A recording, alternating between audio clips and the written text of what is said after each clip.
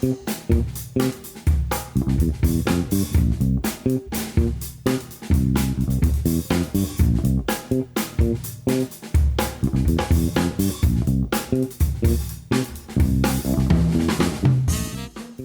everybody. Welcome back to the Dan Nessel Show. I'm your host, Dan Nessel. Thanks, as always, for joining me. I'm here today with the dynamic and the energetic Jenna Cason, who runs High Oak, a marketing and PR consulting firm that helps emerging businesses bootstrap their marketing and PR based in the Houston, Texas area. I hope you're as excited as I am about this episode because we're going to dig into PR, we're going to dig into marketing, PR and marketing together. It's going to be a lot of fun, and it's going to be even more fun because we're going to hear it from Jenna, who's really had a lot of experience in the 10 years she's been in PR and marketing. And her story is really unique, and I know that you're going to find that her energy and her passion are really contagious. I've had the pleasure of working with Jenna for, what is it now, 3 years, Jenna? 4 years, roughly? Yeah, I think so. On and off? About 4 years, yeah. Yeah. But Jenna has a really interesting journey. She worked for the NFL. She worked for major PR firm, and a bunch of other things I'm sure we're going to hear about while we, as we go through this journey today. So, without further ado, Miss Jenna Cason, welcome. Hey Dan, thanks for having me on. Thank you so much. Yeah. Thanks so much. You guys out there, you don't know this, but it's hard to arrange a podcast recording session with busy parents. Right. I'm a busy parent, but I have the luxury of just kind of like having teenage daughters who will, if I'm lucky, they'll go away for a little while and leave me alone. But Jenna here has a toddler. Yeah. I have a 2-year-old. You might be the first person I've heard use the word luxury in relation to having teenage daughters. So that's hopeful. It works out sometimes, when you need them to clear out, they kind of understand.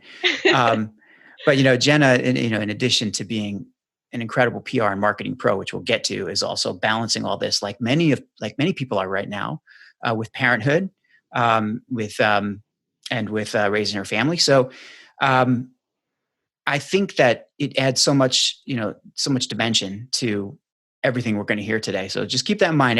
All this amazing stuff you're going to hear today is from the brain of a not only incredible PR and marketing thinker, but also a young mom who's got so much on her plate. I don't know how she does it. And that's why I really want to start off by asking, well, how do you do it? I mean, why don't you give us a little bit of a clue as to your journey, how you got here, what shaped you, and why are you the way that you are? Oh gosh, where in my journey would you like me to start? Why don't you start wherever you feel like at the beginning, so to speak. Okay, but I will try to keep it condensed. But I actually do think this is a lot of my background story has a lot to do with who I am, and it's not one that I get to share very often professionally. So thank you for asking, Dan. So I was actually born and raised in rural Louisiana in a town called Coshada. There are 2,000 residents. Yeah, and most of them are my cousins. And I was born and raised in the same home. We, didn't move around much, or at all. And neither of my parents attended college. But I do have a mom who is impressively self-educated, and she values formal education. And I have a dad who is the hardest worker that I know, and he values honest work and grit. And I think, I'm just a combination of the two of them. So that's where my journey began, and it's all part of my roots. And, I never had flown on an airplane until I was 18, and I flew to Utah with my mom to Brigham Young University to audition for their School of Music. That was my first foray out of the true South. That's incredible. Yeah, and it was quite the foray. So you've been shaped into a gritty hard worker by your two parents. And I know kind of where that led to, because I certainly have known you professionally for the last several years. Going from rural Louisiana to BYU and then into your professional world. So let's continue on that journey, because I think there's some really interesting stuff there. Well, briefly, I'm obviously not a concert pianist. Yeah. So I auditioned for the School of Music. I didn't know much about music theory, and there was a huge music theory test I was not prepared for. So I said, well, I still got accepted to BYU, and I was going to give it my best shot. So I just enrolled in generals. And then during my freshman year, I was at a social gathering and I was telling a story of some sort, I'm sure. And a guy who I had never met before came up to me and he was like, "Hey, Jenna, what are you studying in school?" He said that he thought I'd be good at public relations, and I had never heard of it before. So I went back to my apartment and I researched it. And I remember staying up all night, as you could do back when you were in college. And I looked into public relations and I said, you know what? I do think I would be good at this. And I enrolled in an intro to comms class. And it's just been full steam ahead ever since. I graduated in PR, and that's much of what I've done my whole career. So, Do you still keep in touch with that guy who put you on that pivotal road? I don't think I ever told him that we weren't even, we had mutual friends, and I remember his first and last name. And I do remember that he was a broadcast student, but I don't know, what happened with him or if he knows what happened with me. So no, just really, a serendipitous experience, I guess. I don't know. Well, perhaps he'll be listening and he's going to be calling you to try to cash out on his royalty check eventually. But this is the thing. It's these pivotal moments that you even, as we spoke about earlier, and something you said to me about the pivotal moments in your life are always made up of these smaller pieces that seemed insignificant at the time, but in fact brought you to where you needed to be. So one person gives you a suggestion and sets you off on an all-nighter of studying for something that you decided that you ultimately wanted to be.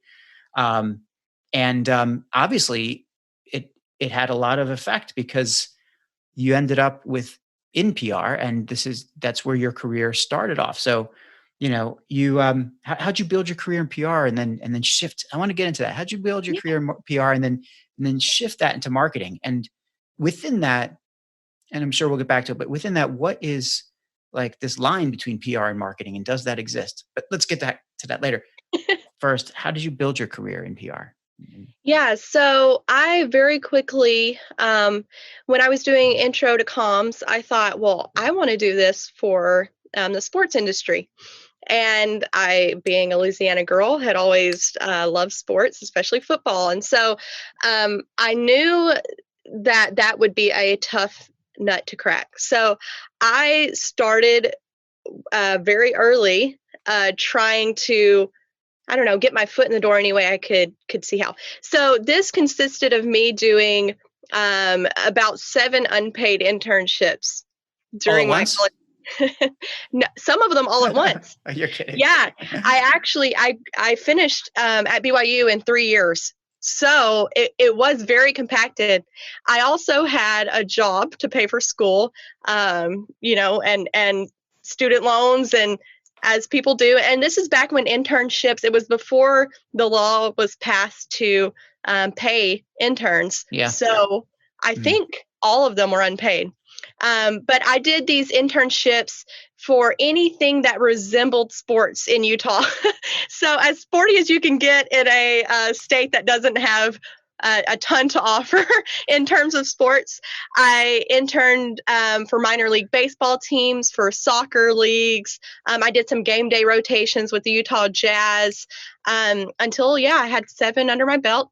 And I think I set a record that year for most internships. Were they all like PR roles for those Yes. organizations? So did they know that they needed somebody in PR, or how did you go about making this happen? No, not all of them knew that they needed someone in PR. And PR was a PR internship in name. PR was very loosely interpreted with some of the organizations I worked for, but they were all on paper PR internships. Yes. But they were internships, so you did a little bit of everything with them. Then 9 months before graduating, and this is actually a topic that I return to speak at BYU about often. I started applying for NFL jobs.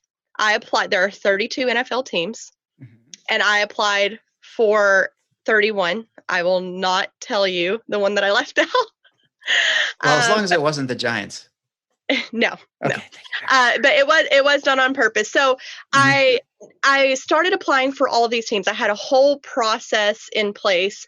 I had a notebook. I would write down when I applied for a job. They were usually in PR or community relations. A week after, I would send them mail manila envelope, spiral bound portfolio that I created that, looking back now, looks horrible. I thought it looked great at the time. I would mail that to them. And then X number of days after that, I would call the team. And this revolutionary, persistent system resulted in literally hundreds of rejections. So it was, I never cried about any of them. I knew that was part of the process. Well, yeah. This is interesting because you're the second person today I've spoken to about this very topic, but probably the fourth or fifth person this week, and the week's only 2 days old, which is the power of human connection and the way that we have to dig in sometimes and forget about the electronic and digital connectedness that lies out there and really kind of go back almost to basics. So what you're talking about here, and I'm going to tell our listeners out here that Jenna is considerably younger than I am, right? But I'm not gonna go and reveal anybody's age. We don't do that. But I will say that when Jenna was sending out these manila envelopes, the internet was very, very high in gear. There was no reason not to be sending out emails and PDFs. It was 2011. Oh, come on, man! I was trying to cover for you, but because the amount I talk about Jenna's age in this way, just because the amount that she has accomplished in 10 years is astounding. Your approach, what I was going to say here is that your approach to reaching out to these sports teams, like 31, and obviously it hit, and we'll get to that, but it reminds me of my pre-internet initial job search, right? Out of, well, not necessarily straight out of college, but out of my first job after college, where, I packed up my resume in 300-400 envelopes, right? And wrote X number of cover letters with probably a lot less research and certainly a lot less focus than you're exhibiting here. I sent it out to a bunch of different companies. And, one of my criteria, for example, was, does the company share my name? So every Nestle subsidiary I found, I sent my resume to. Of course, my name is Nestle, but spelt the same way. And I figured they might not know.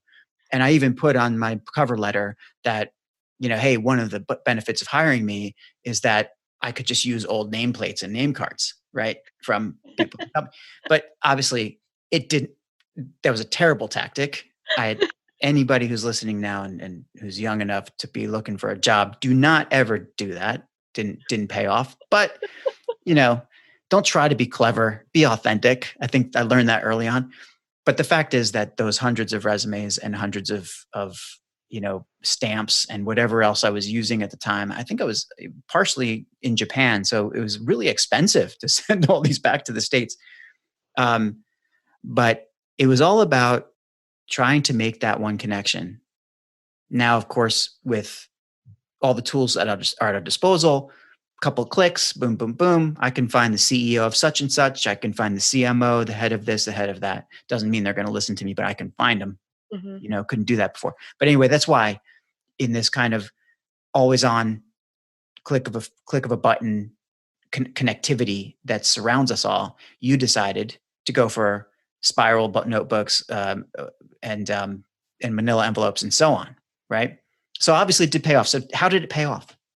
Yeah. And well, I want to say on that point, Dan, that you mentioned, I'd heard somewhere, I don't even remember where, I don't know if it was one of the teams I had spoken to, but there were average 7,000 applicants for one of these jobs. Ooh. Yeah. So I thought that's because it's easy, because you can go to this website, a website that lists all the sports jobs. You don't even have to browse multiple websites.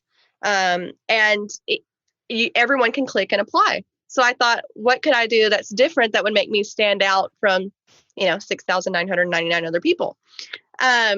So eventually I finally got a call back. It took a full 9 months. I got a call back from an NFL team, and it was for a seasonal PR position.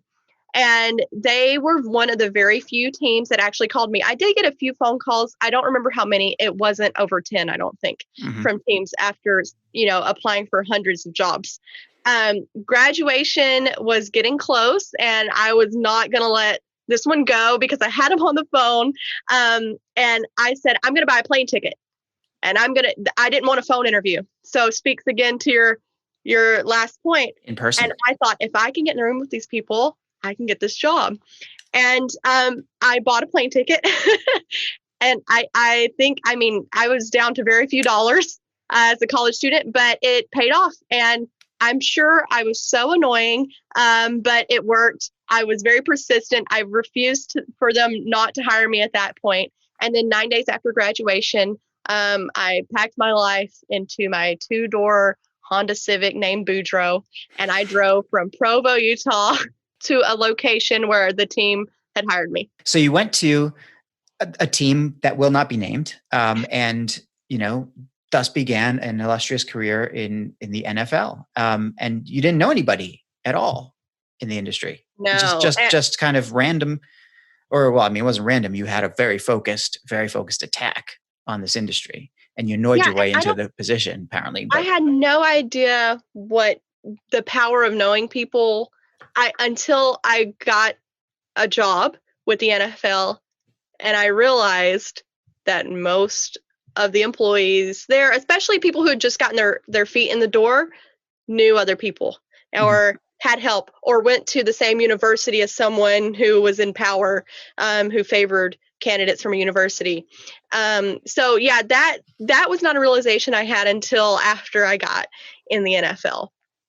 You give like a whole new definition to the idea of bootstraps and being self-made. Some people do say that, and some people say I'm self-made, but you really did it all on your own, didn't you? Well, I don't believe in doing things really all on your own.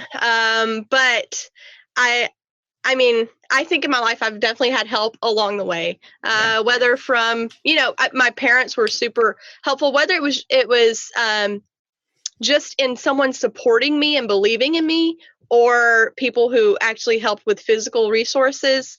I've had a lot of people who have helped me in my career, for sure.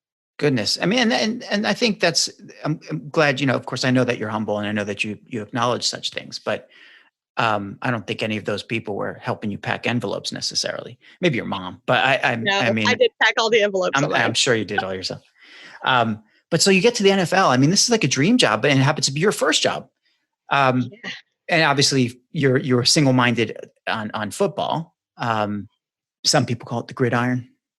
I actually heard that term like for the first time outside of I think I heard that while I was in Japan. Somebody was calling it gridiron, and I don't recall ever hearing that term out of like a 1930s, 1940s context in the U.S. I know it's interesting kind of side note there on linguistics. But anyway, so you're at the NFL. You're a brand new PR professional or marketing. Which was it? What were you doing? Yeah, I was a PR assistant role.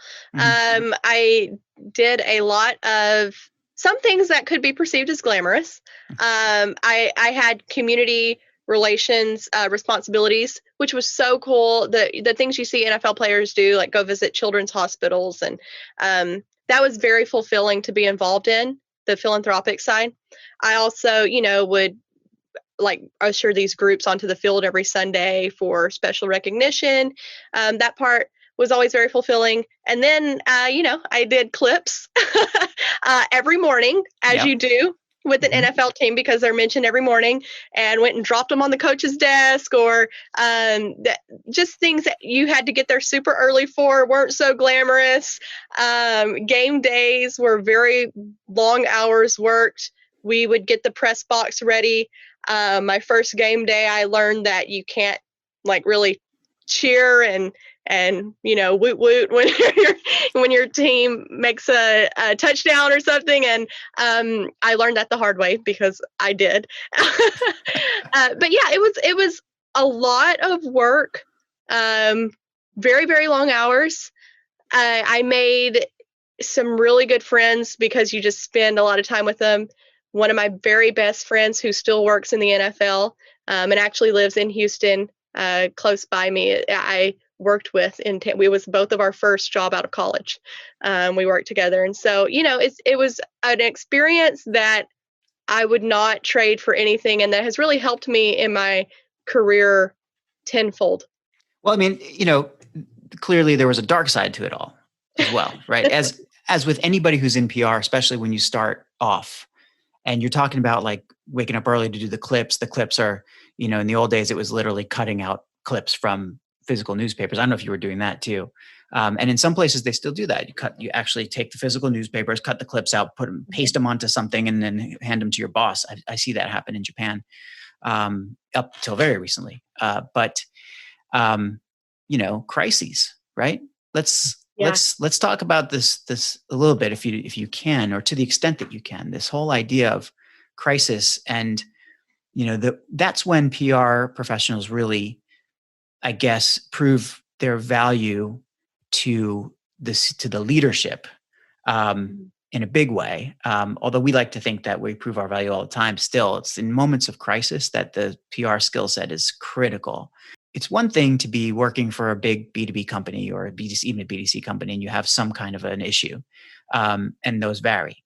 But when you're talking about a crisis at the NFL, I would imagine that most of the listeners here would know or would have been exposed to some of those crises in the past. A player does something terrible. An owner does something terrible to a player. Maybe recently we've seen, of course, discrimination and racism appear on the field. Who handles that? The PR people handle that. So in your capacity, when you were brand new into this whole world of PR, were you thrust really quickly into the crisis mode, or did you have to deal with that at all in your first year or two? So, yeah, I definitely was not the person making decisions on the crises. However, I'm a very observant individual. So anytime there was a crisis, which happened frequently, I observed how the PR director behaved. I observed how he was received. I learned a lot by just being in the same room where decisions were made, even though I didn't really have stake in in how we responded. And one of the first things I learned, I later went on to, do crisis for a B2C tech company. But one of the things I learned there was how important it is to remain level-headed during times of crisis. And that has benefited my personal life as well. I'm from a very loud Southern family. I have a lot of energy. And that was really a learning for me, to see how people responded and acted during time of crisis, especially a PR person. Because if your PR person is freaking out during a time of crisis, other people start freaking out because they always expect that you know more about what is happening than they do. And it must be really bad if you don't have it all together. And that was something that went on to benefit me for many years, and still does. I ended up working for a tech company, and crisis was a big part of my job. In my early 20s, I was a spokesperson of this company. And I worked alongside an individual who didn't necessarily keep his or her cool during time of crisis, and it would freak everyone out in the whole organization. And I always thought of how that director of PR for the NFL team I worked for, who I highly respect still, and who worked very well in that situation, I always thought of how he acted. So yeah, I learned a lot by observing and by being in the same room. And you brought that with you to your next role and to succeeding roles. Yes. I mean, that's the thing about, I think, what a lot of people don't realize about PR. I mean, and to be clear, I've been talking a lot over the last several episodes, mostly from the marketing standpoint, right? And we haven't really touched too much on pure communications and on the discipline that's required to actually, handle not only a crisis but any public kind of communication of any kind, any external communication of any kind. And many people out there wouldn't know exactly how much effort goes into, preparation Mm-hmm. and scenario planning, and risk management and risk assessment. And depending on the company you're working for, or if you're at an agency, who your client is, or if you are representing a person, whatever your particular role is in the PR world, your approach is going to be a little bit different. But generally speaking, you pull the curtain back, and it's not that, oh my gosh, there's a crisis, put the talking person out in front, they know what to say. That's not the way it works. It's extremely planned, and rehearsed. I'm not saying that necessarily the response is rehearsed that much, but because again, it depends on the situation. But certainly the amount of discipline, planning, pressure, scenario planning, etc., that goes into it is unbelievable. So, and I know that you've done that quite a bit in your career. So it just fascinates me to hear about that from the NFL standpoint, Yeah, and that's really how you where I carry that through. cut my teeth on crises, I guess, which is the Yeah. ultimate place to do so. Well, and then so you go from crisis, and you go from the NFL, and to from your dream job, or from you always wanted to be in sports, to something different, or to very different things from there, right? So how did your career progress after that? And why don't you take us through how you moved along the, maybe continuum is the right word, of PR and marketing, and how that brought you to the present day, which is your own agency. Do you call it an agency?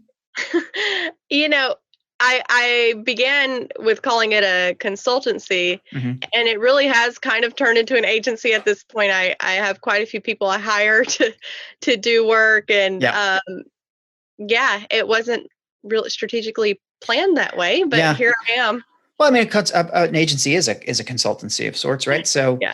um, so you went from working in house to working for an agency to starting your own agency, and there's been a couple of things or your own consultancy, and a couple of things in between. So, how do you get there? Why did you transition from the PR, from pure PR to sort of PR marketing to a new thing, a new Yeah. version of you?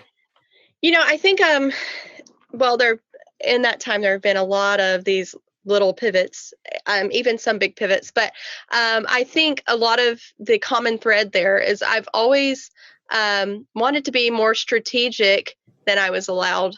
Mhm. So with the NFL, um, the team I worked for ended up having a 10 loss season. Which is horrible. And they actually got rid of the coaching staff. They kind of cleaned house. Anytime a coaching staff, well, not anytime, but a lot of times when a coaching staff is completely wiped out, some of the PR staff is too. Right. And I was, one of the last in and the first out. So I kind of tried to find my way after that a little bit. I did try to stay in sports for a little bit, but really ended up finding an opportunity back in Salt Lake City, where the tech scene was and still is exploding. And so I moved back to Salt Lake. I had a lot of friends there because I had gone to college in Utah and worked in tech. And the reason for that was not that I didn't love the sports world, but I felt a lot of my role in sports was very reactive. Yeah. NFL teams have media knocking on their door every day, whether you want them to or not. A lot of times you don't want them to.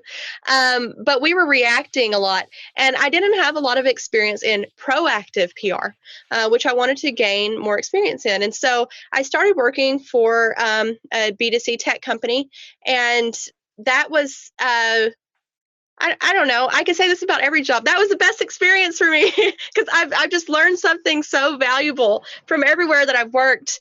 And I had they gave me a lot of authority in that company. I was in my early 20s still, but it's a tech company, and that was respected. That was not the case for the NFL, obviously. Sure. But I had a lot of decision making. I could be strategic, and so yeah, I spent many years in the tech scene and loved it.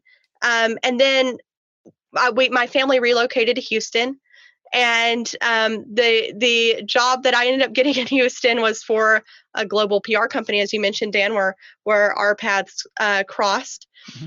And I learned I had always been on the customer side of an agency where I managed agency relationships, but I learned a lot about new business. A lot about the inner workings of an agency, the managing the client relationship, a lot of logistical things I had no idea about. Yeah. And all of that really benefited me. And until the point where I just wanted to be something more, I guess. I've always thought, I feel like I could be making a bigger impact. I feel like I could be a more valuable asset. I feel like at this point, I kind of wanted to broaden my horizons beyond PR, because I felt that world shifting a bit. Mm-hmm. And even though I have learned so many great things from past employers, and I have great relationships with all of them, and the people that I've worked with are some of my best friends, I always felt like I had something bigger on the horizon to do, and I could help people in a bigger way than I was doing, which led me to starting my own thing about a year and a half ago. Starting your own thing. So now we move into the entrepreneurial phase of Jenna's life. I mean, obviously I worked with you. I was your client when you Yeah. were at that global PR firm. A very good client. Oh, of course. But now, one thing I do love about my job is managing the agency relationships that we have, because I see a lot of people do it really wrong. I mean, I see a lot of folks who don't care about the agencies that they work with, and they treat agencies like vendors, or like kind of, on demand, kind of, grunt workers. Look, and there are some days when you want your agency to do that. It's just a matter of understanding that they are professionals who have your interests at heart, and it doesn't make sense for you to really dump on them when in fact they are your team. I always look at the agency as my extended team. I have a very small and agile team in-house right now, but without the agency, that extended team is really just my arms and legs, and I don't want to slice off my arm or smash my fingers with a hammer. I don't want to do any of that stuff. So so I appreciate people who are in agency, and especially when everybody wants to do a great job. But anyway, where I was going was that you were, obviously on the agency side, obviously doing a great job for us, but you went on your own and you started your company called High Oak. First of all, I want to know what's the story with High Oak? The name? Yeah. So I love oak trees because I'm a Southern girl. When I started High Oak, I actually lived on a road in Houston called Post Oak. And I had just listened to the story of the Spanx founder, who came up. Well, obviously Spanx goes along with her product, but she came up with a naming convention for Spanx because it had a hard X sound, and hard sounds like a K or an X do well. It was one syllable. So I wanted to use the word oak. I played around with a bunch of words to go in front of it. I went, I tried red oak, just a bunch of different things. And, at night it came to me, I'm going to call it High Oak. And the tagline will be, hello, let's grow. Hello, let's grow. I love it. I actually haven't used the tagline much, but I bought the domain for High Oak, and which I had to do high dash oak anyway. Yep. It's Still, but here we are. I ran with it. you ran with it, and much to your chagrin, you actually started to get a lot of business. So I know the we have spoken about this, and confidentially between us and whoever in the world is listening to this thing, I know that Jenna did not originally have this grand plan to grow a massive, massive, massive operation. I know that she's just passionate about the work that she was doing, and it just turns out that now she's really in demand. And this happened for a whole bunch of different reasons. One of the reasons why High Oak is doing so well is, of course, Jenna. But one of the reasons Jenna is doing so well, and as we spoke of before, is that you've seen, at least from my vantage point, you've seen more about the future of PR and what the evolution of PR, let's say, in a short time, and decided to take action on that. And I really like your take on it, how PR, because you started off just like, I see Jess, but you started off as really a PR focused consultant looking at strategic communications. That has evolved, right? Can you tell us about this evolution of PR and where it's been and where it's going, and why that is the power that is helping High Oak kind of grow? Yeah. So, well, I've never been one to stay in my lane, Dan, as you know. Yep. But I beyond having an interest in so many different facets of marketing, having worked alongside great marketers in my career, I also saw maybe 2 to 3 years ago that the PR world was beginning to shift drastically. Now that's when I noticed it. It could have started before then, and, Sure. and I believe it has, but that's when I noticed it, not just in the work I was doing, in the way media members were responding to pitches I was sending out or not responding to pitches I was sending out, but also just the way that consumers digest media or even read it or consume it on any level. All of that has been changing so much. And gosh, I mean, in the last 4 months, even, on hyperspeed, right? Yeah. And before the what has become 2020, before all of that, everything that's happened this year has happened. There were, I think, 6 PR people to every one media member or to every one journalist. And those is that a real fact? Yeah. And you're kidding. Wow. Yeah, so it's pretty wild. Now, I don't even want to know what the stats are now with layoffs and furloughs in the media world. And like, how do we come back from that? I just didn't think that PR alone was a skill I could hang my hat on for the rest of my career. But I did see many tendencies and skills that I and all of my PR cohorts have that would make us a valuable asset in many fields, right? Like being a good communicator, having that natural multi-stakeholder perspective, being a writer, pitching stories, pitching yourself, finding branding and messaging elements that resonate with the consumer, developing customer-centric messaging, yada, yada, yada. There were so many things. I literally made a list of all the things I could do that weren't PR. Yeah. And when I started High Oak, I was working for companies that were kind of emerging.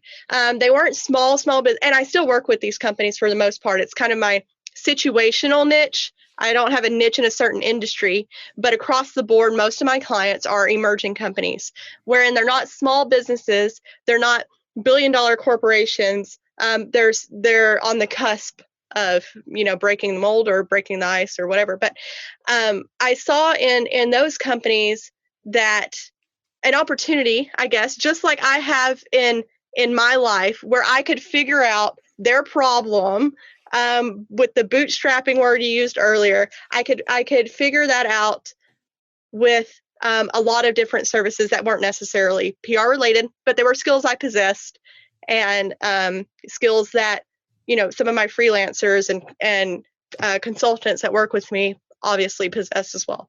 So what is that skills mix now? It's no longer pure PR, right? It's PR and marketing together. Like we both know, we've heard this many times. Just different companies, different organizations call PR communications, or they call some parts of PR they put under marketing, and some parts of marketing they frankly don't know what to do with, so they lump everything together in a marketing communications zone, or what. There's no real 100% standard to what this is.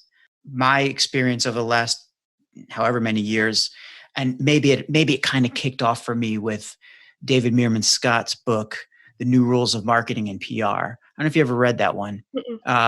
It is a classic from, I want to say, 2003 or 4 or 5 or something like that. But there's been a couple of editions, and David Meerman Scott, that's Meerman, and David and Scott are just like it sounds. But David Meerman Scott really broke the mold with that book. It's a seminal book for me. And in it, you might have heard the word newsjacking. He coined the term newsjacking, okay. Right? But it's the first time, and I was just coming up as a marketer at the time, and it's the first time that I noticed that PR and marketing really, there shouldn't be necessarily a line between the two. I mean, especially given that everybody now is a publisher. Everybody now has the potential to be a journalist. I mean, we've been saying that for 20 years, almost 20 years, believe it or not, right? LinkedIn is what, 17 or 18 years old. I can't believe it. Anyway, since everybody has the capacity to be a media, that means that it's no longer relegated to this very special skill set of people who do media relations for a living. And therefore media relations is only one very small, but critically important part of your overall marketing and communications mix.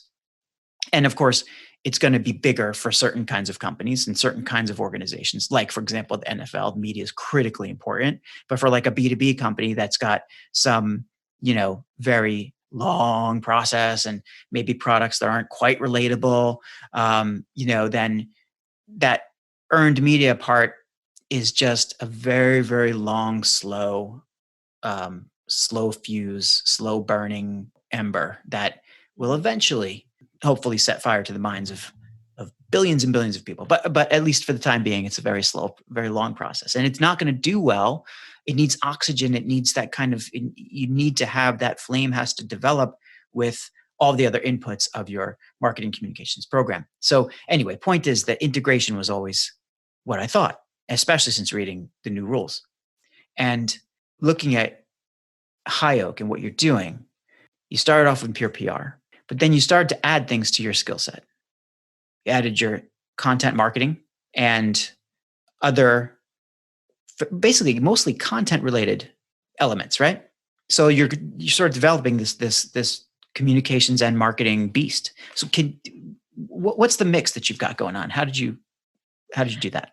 Yeah. So with the content marketing part, that was a skill that I had started to sharpen before I started High Oak.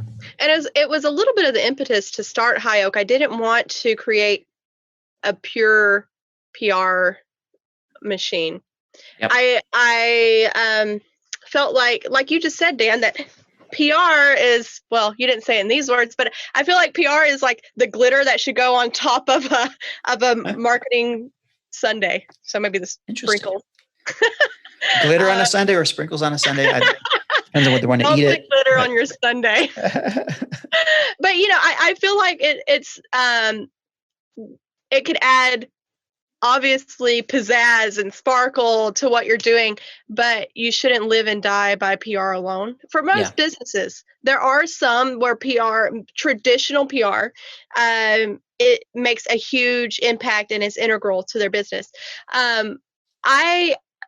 My very first client that I signed with High Oak, who's still a client today,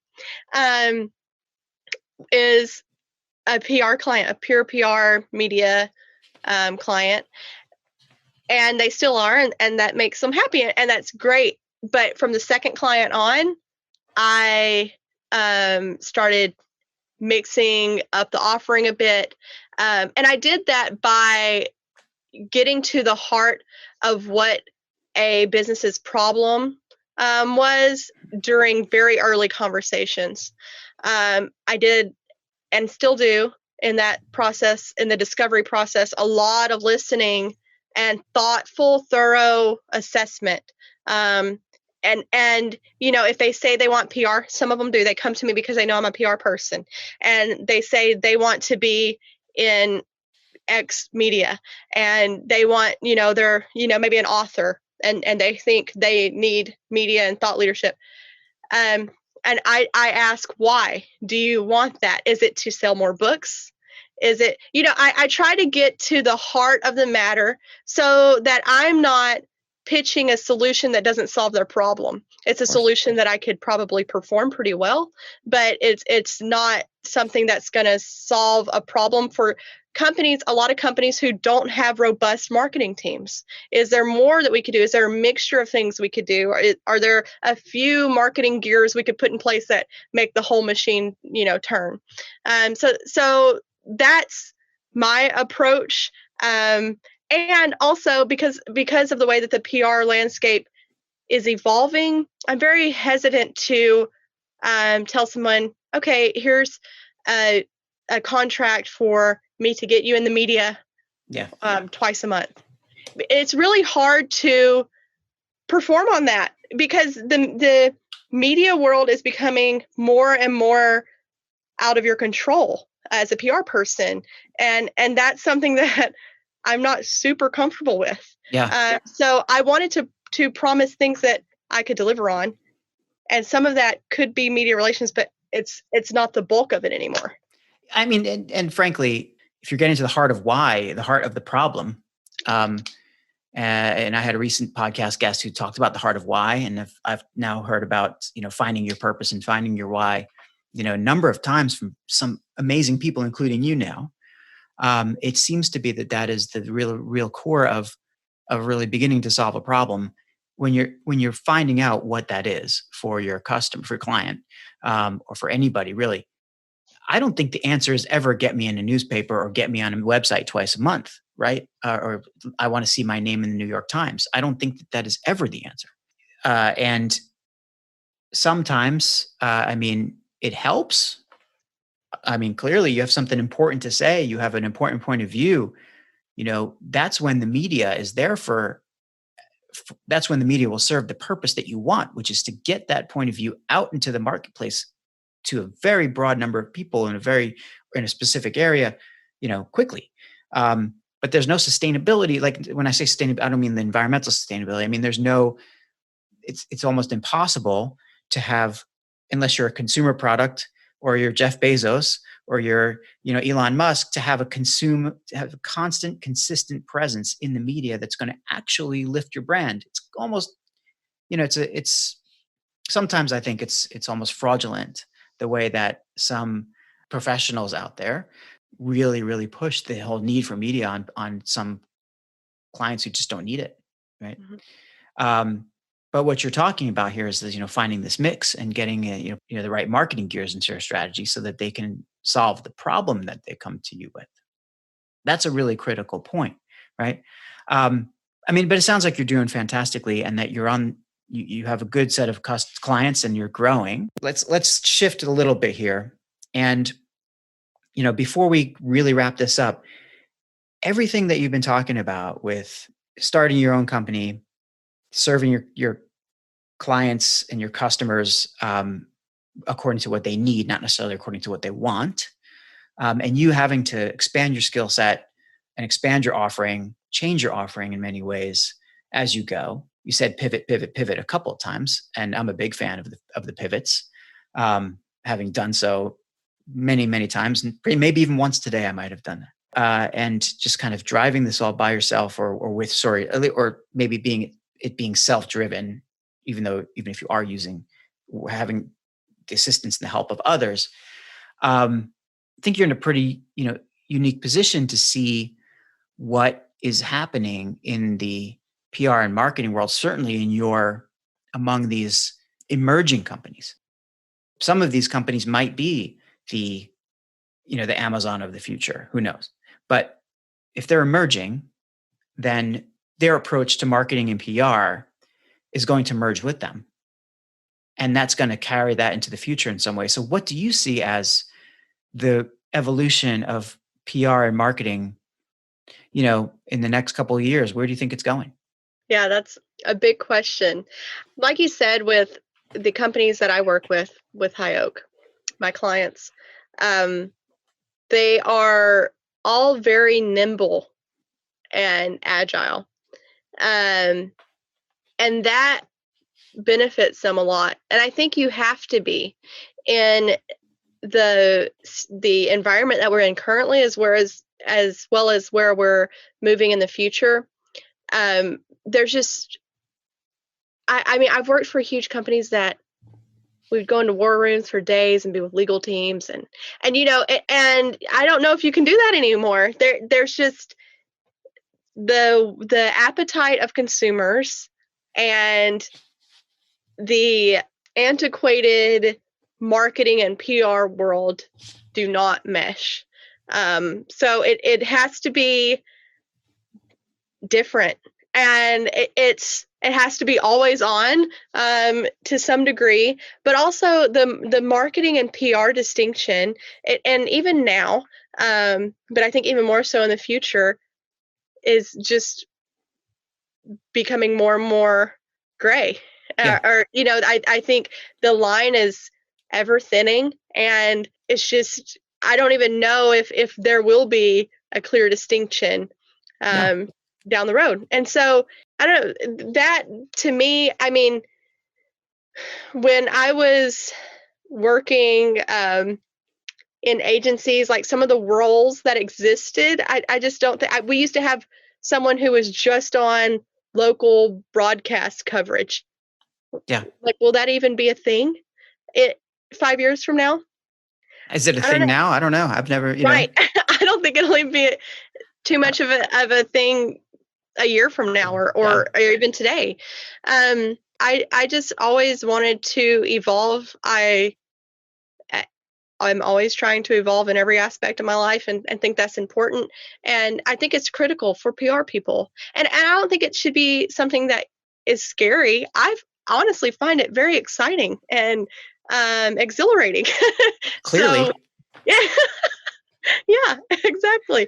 And I don't know, it's just been, it's been very, I've taken a lot of time to be introspective, and like I told you, that exercise when I first started High Oak, and writing down all the skills I thought I could do.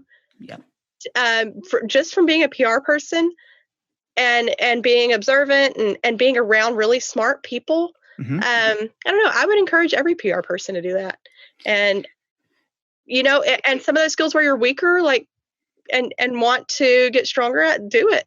I couldn't agree more. I mean, the hidden advantage that I think a lot of PR people have is that you're in the room at really critical times, and you know how to parse what's being said.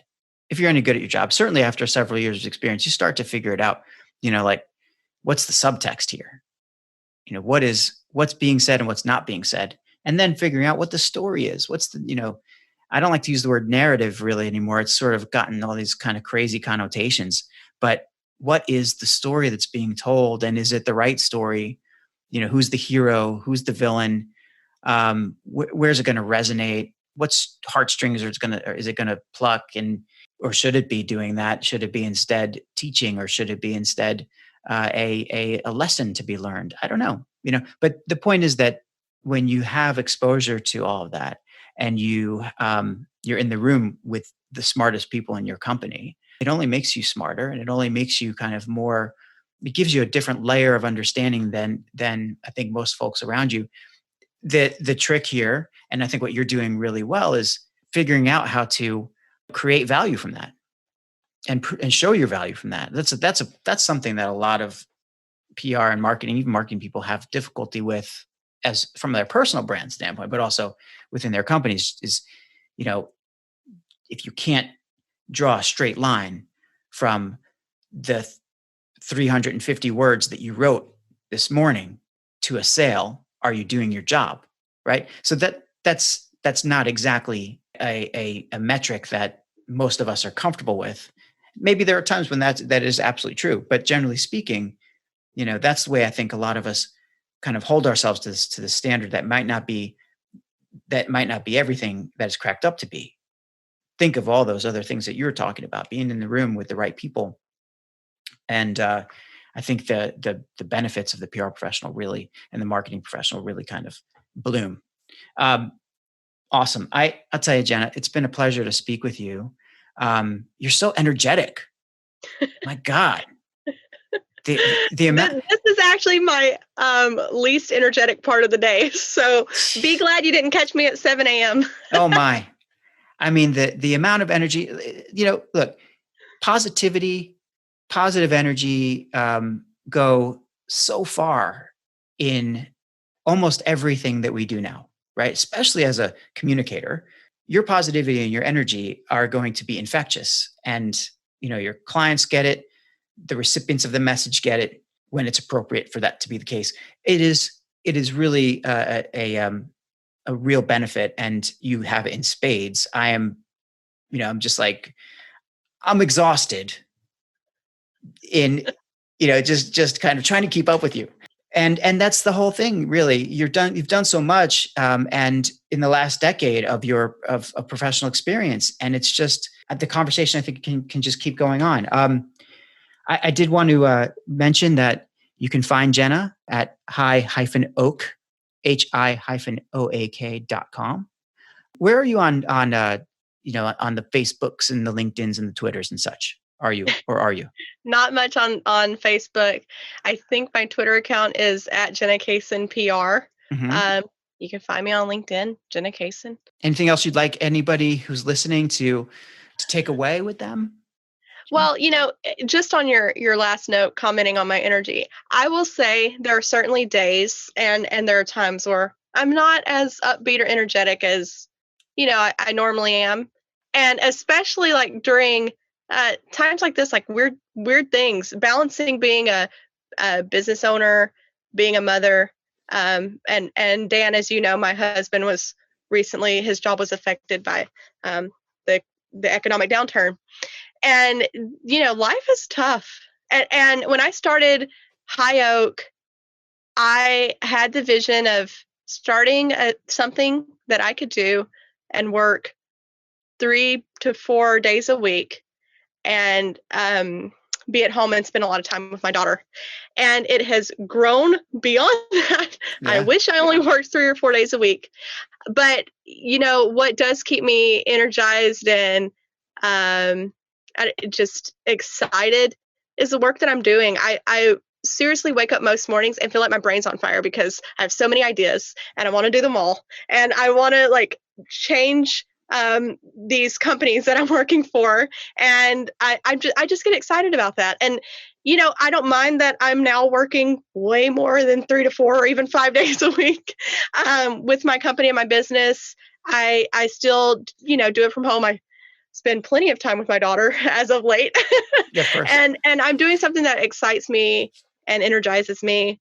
And, and like I said, I've changed my direction many times overnight. You can't necessarily change your destination at the drop of a hat, but I think you can change your direction every day if you want to. And I've done that. And it eventually leads, to those big pivotal moments in your life. So that's what keeps me going. Jenna, that's awesome. I hope your success just continues on, and that the energy, the positivity, the joy that I'm hearing as you describe what you do. I mean, I hope that not only myself, I hope it rubs off on me, but I hope that people listening to this will come off and go, geez, either A, I need to hire Jenna, or B, I need to be like Jenna. And either of those two results, I think are definitely within the realm of reality. So I want to thank you so much for joining me, taking a little bit of time to talk with me tonight, and we're going to do it again.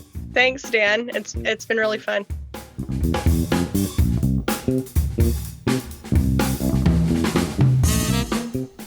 If you enjoyed this episode of The Dan Nessel Show, please head on over to iTunes, Spotify, Google Podcasts, or the podcast player of your choice to subscribe, rate, and leave a review. And please don't forget to spread the word. Thanks for listening.